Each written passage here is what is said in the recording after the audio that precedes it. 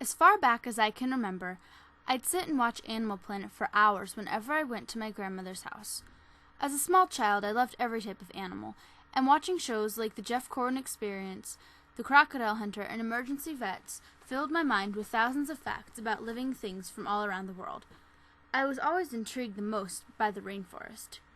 When my mom started homeschooling my brother and I made sure my assignments were within my interests. I was perfectly happy writing an English paper about the 3 species of zebra found in Africa, or doing experiments by recording the numbers of spots on migrating ladybugs. I remember my mom taking me to the Cleveland Zoo. Even at 8, I knew that the animals were part of a bigger world full of mystery. Of course, my favorite place was the rainforest building. I remember standing on my toes to see the model rainforest fog up. Then the clouds would fade away to reveal workers and trucks chopping down and destroying the homes of thousands of animals. I knew I needed to see it before it all disappeared. In 7th grade, it came to a stop. My mom put my brother and I in school. My explorer's heart swayed to want other things, like friends, being part of clubs, and music. I got lost in the system. Soon the passion I had for nature turned into a love of people.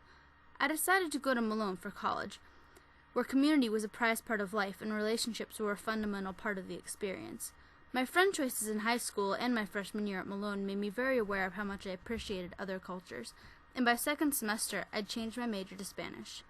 Soon after, I discovered that all Spanish majors were required to complete a study abroad program. There were lots of options, but when I read that part of the semester in Ecuador included a 5-day journey into the Amazon jungle, I was sold.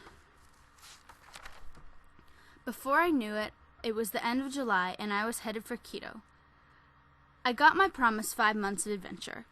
Lessons in life, love, growing up, comprehending Spanish, and at long last, we took our voyage down the Napo River to the Tiputini Biodiversity Station in the heart of the eastern lowlands of Ecuador.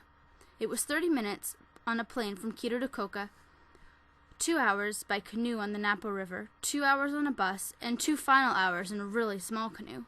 Every day we hiked through the mud and the endless vines, gawking at immense trees with legendary roots. We fell asleep to millions of crickets and mysterious night noises, and woke to the calls of howler monkeys and the patter of squirrel monkey feet on the roof. Our group spotted spider monkeys, an over 20-foot-long anaconda, a tapir, pygmy marmosets, 3 species of bat, a river dolphin, a family of owls, toucans, 2 types of kingfishers, a sloth, and countless species of butterfly. We were also in the midst of a territory with an extremely dense jaguar population, although we didn't see any. I enjoyed climbing to an infinite metal staircase in the top of a tree hundreds of feet tall, where one could see for miles over the canopy. From there I saw a flock of scarlet macaws glide across the mist to the leafy treetops. I had never seen such a beautiful sight as these magnificent birds in the wild instead of in cages. In those few days, all my stored away facts came back to my conscious. I soaked up every second like a sponge. I think I felt sadder leaving the rainforest than I did leaving the country a week later. Okay, that's a lie, but in my soul I was content. I finally able to see and smell and feel all the things I've dreamed of since I was 4.